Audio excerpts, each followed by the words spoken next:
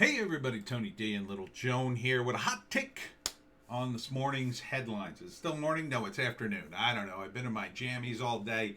It's snowing outside in South Jersey and it sucks. I hate so.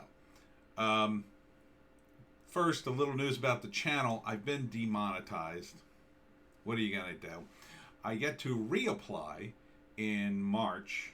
I had to take down two videos. One was Lynn Wood and Jeffrey Epstein. I think that was the title of it.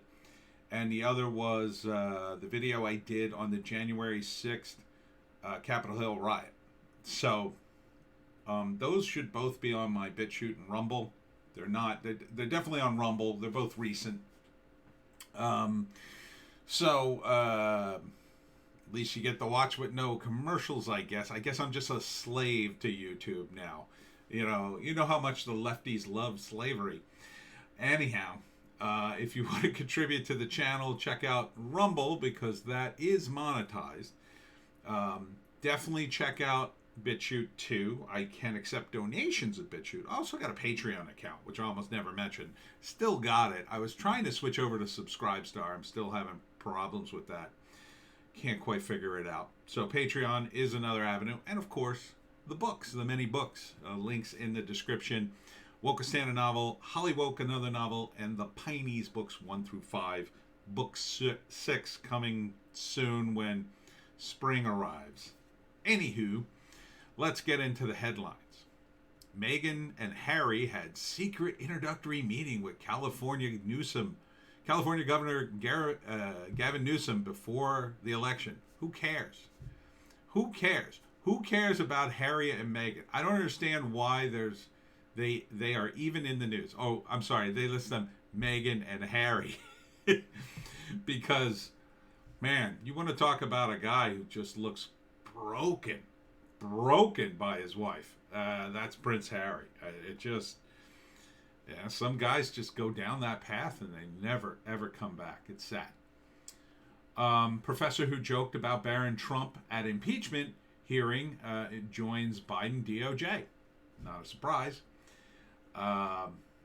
According to an ABC News poll, majority of Americans say Trump should be convicted, barred from holding federal office in impeachment. Yeah, it's an ABC News poll, so I'll trust my own rambling experience before I trust that.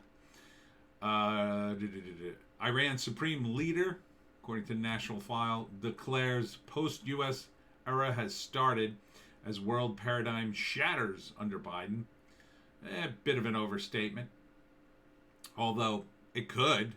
I mean, Biden so far, the damage that he's doing hasn't really hit yet. So there's plenty of time to turn the boat around. But we'll see. We'll see what happens. Debbie Dingle vows to be, quote, one of the loudest screamers in support of $15 minimum wage. That anxious to destroy the economy, are we? Yeah, that's just going to make everybody lose their jobs. I mean, it's a real simple math. You have, I don't know, let's say you have 6 cashiers. You don't even have cashiers anymore. They're totally replacing those. The robots are cheaper because you don't have to pay them benefits. And they're expensive to install and you have to maintain them. But, the math is simple. You just look down, you need so many years out of the machine. It pays for itself and then it starts making you money. Most of those jobs are going by the wayside. There's not going to be any cashiers left. They're all going away. It's just a matter of time. Once you get the public used to 10 items left, 15 or less, 25 or less. About 25 is where we're at in my supermarket. And I prefer going to the self-checkout anyway. Yeah, why not? The only reason I would go to the cashier is that the line is shorter for some reason. I can do it by myself and it's quicker. I don't have to deal in any chit-chat. I'm not looking for a personal experience in the supermarket anymore. Now, cashiers could turn that boat around, but the ship has kind of sailed, The service you would get from a cashier back in the day, decades ago, yeah, they had a bag boy and you'd have all your groceries done. You just stand there and let them do all the work. But now they're only just realizing, oh crap, I better start doing that. But it's kind of too late. The stores are going to get rid of all cashiers. I predicted this decades ago. I never finished the story, but it was a sci-fi story, and the idea was to pit each individual worker against all the other workers. And the way you would do that is you'd have some sort of card that you would scan in let's say, a computerized cash register of some kind. You'd scan, you'd bid to say, run the men's department in a mall, if there are going to be any malls left, which I doubt. But let's say you could do the same thing with a supermarket. You scan in your card. You get there early in the morning when they open. You scan in your card, and you bid for the job. How many hours do you want to work? What's the rate you can work at? And you're an independent contractor, so you can be undercut by another independent contractor who will work less or more hours or whatever. And the lowest bidder wins, and you get your money at the end of the shift on your card, but the money will be twofold. It'll either be, well, you could have, say, $100 in money that you can take anywhere, or you could have $150 in store credit, which you have to spend in a store. And that way, the store gets their money back, right? So you can either work for $10 an hour, or if you spend all your money in the store, it'll be $15 an hour. On top of the fact you'll have to pay taxes on it, I'm sure, which eventually will probably be taken right out of your paycheck. And I mean like your income tax too. It'll be a running takeout as opposed to just paying at the end of the year. It's just a matter of time, I think. And Debbie Dingle doesn't care. She's raising the minimum wage because she thinks that'll get people to vote for her. And a lot of people will, because they're stupid and they don't understand how economics work. They don't understand that by raising the minimum wage, you're accelerating that process of replacing everybody with robots. But Debbie doesn't care. She thinks, oh, well, I'll be able to say I fought for people. Oh, people who are all replaced by robots and now sitting at home. Let's see. Cheney says she won't resign after Wyoming censure. Well, no surprise there. She's going to be tough to get rid of, Liz Cheney. She is one of those. She's going to be like her dad. She's going to be in Washington. You're not going to be able to get rid of her. Even if you kick her out of Congress, she'll become somebody's assistant secretary of state or whatever. Amazon forces warehouse workers into 10-hour mega cycle shifts. See? Oh, you'll still get $15 an hour. But apparently Amazon makes you work 10 hours instead. Although personally, I would rather do 10 hours a night or 10 hours a day. But this is overnight, which is rough. I would rather do 4 10-hour days than 5 8-hour days. But that's just me. Here's a bit of good news, but it's from the Gateway Pundit, so they're a little overly optimistic when it comes to this. Study: support for socialism sinks after 2020 election hits lowest level in years. Good, if true. I think it's probably true. I think it's probably exaggerated. Oh, and that reminds me, there's a great. I'll put the link in the description. There's a great interview with James Lindsay by Sebastian Gorka of Gab. This is Gab Trends. And one of the things they say at the end of the podcast is you really need to get out there and start, fighting back against the wokeness. And one of the things they were saying is how, people were shocked to discover once they, for instance, went to their school board meetings that critical race theory was being pushed by just, 10 or 12 randos who didn't even live in the district. The problem is most people have jobs and families and lives, and they don't have time to do all this. The people with all the time go into government and push the buttons because they have nothing else to do with their lives. So get out there and do stuff. And definitely watch this interview. I think it's very helpful. Oh, and here's another Liz Cheney. Trump does not have role as leader of our party going forward. I think 75 million people would beg to disagree with you, Liz. Why Super Bowl 55 should be the last Kansas City Chiefs do with that name. That's NBC News. See, we got our priorities straight. It's changing the name of football teams to make them more inclusive. Just call it the Kansas City Woke. How about that? The Kansas City Inclusives. Oh, more on Ilhan Omar's campaign. Made up most of her husband's consulting firm's election payments. Not a surprise. Not a surprise at all. Mo Brooks says Pelosi, House Democrats covered by panic, paranoia, and power, willing to overreach and abuse their power. Yep, that's pretty much what's going to happen and is happening. I mean, it's only been a few weeks and they're already stretching and falling over as far as I'm concerned. Former GOP rep Comstock, 70-something-year-old Trump is not the future of the party. Wrong.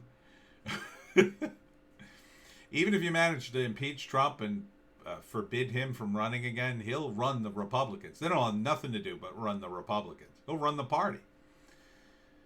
Oh, here's Liz Cheney again. Jesus, this woman won't shut up. Liz Cheney, there's a massive criminal investigation into if Trump made premeditated effort to provoke violence. No one believes that. No one believes that. It's just such BS. He asked people to march peacefully. If he was provoking violence, he sucks at it. Oh, here's a big one. Dr. Fauci, we've got to get the entire world vaccinated. Yeah, that's realistic. That's realistic. This guy has just lost all my respect. You know, in the beginning, I figured, well, he's a bureaucrat, he's in the White House, whatever.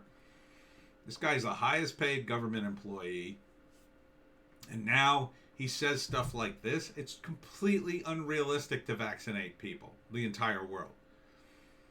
It's just totally unrealistic. You're not going to be able to do it without complete and utter authoritarianism, without forcing it on people. And even then, you won't get everybody. It's just insane.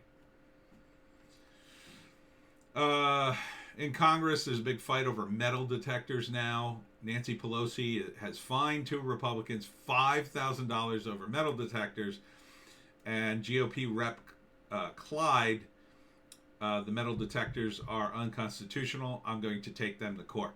That's great. It's a shame the GOP didn't stand up to this kind of stuff when metal detectors were put in other public places like schools and courthouses and stuff like that. You know, if they're unconstitutional in the White House for you, why isn't it unconstitutional for people in going to school and people going to court or whatever? So, this is the hypocrisy of the GOP, and it's coming home to roost. So, it's sad, but it's true. You know, where was the GOP on the TSA? Oh, they loved it. Oh, TSA, yay! Let's get people to take off their shoes and belts and go through metal detectors and maybe we'll get a cavity search going. Oh, they loved it. They loved it. Where were the people that? Not too many of them spoke out against GOP overreach back in the day. So, in a way, this is karma for the GOP. So it's hard for me to, you know, I hope this guy does something about it, but you know, now it's too late. The Dems are running everything.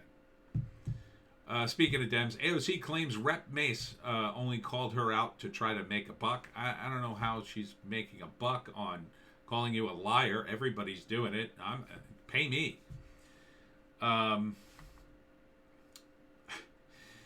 according to Raskin. Who the heck is Raskin?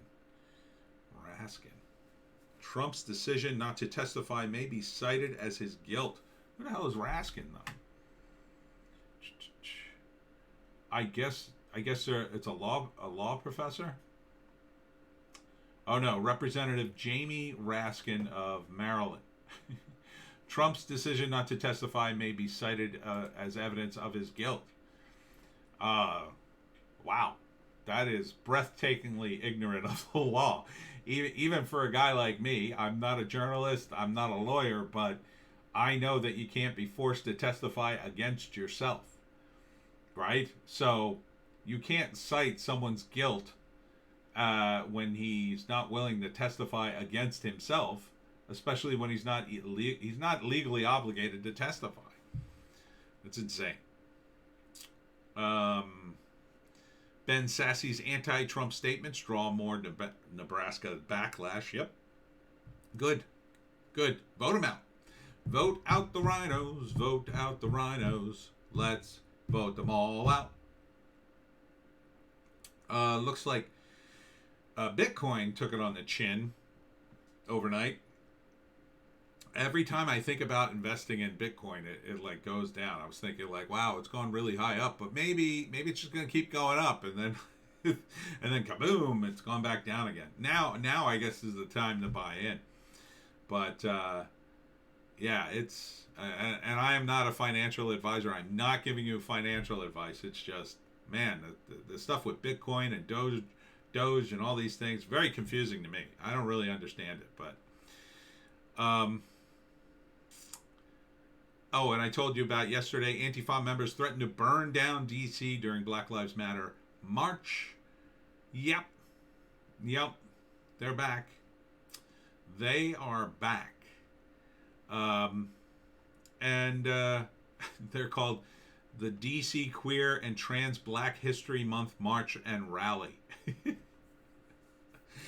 Do you guys remember Life of Brian? One of the running gags in Life of Brian was it was all the resistance groups that were running around Jerusalem at the time, and they had all these elaborate names of, the People's Liberation Front, and the People's Liberation Army, and this and that.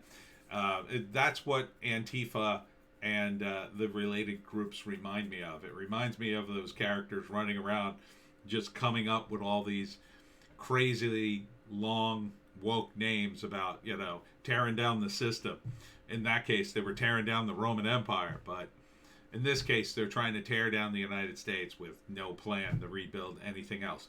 And this circles back to the beginning of this video where I said James Lindsay and Sebastian Gorka talk about that very thing, the history of these woke tards. So definitely click on the link and watch that. It's about an hour long. You can click up. They take a few minutes to get going, but trust me, it's a very enlightening interview.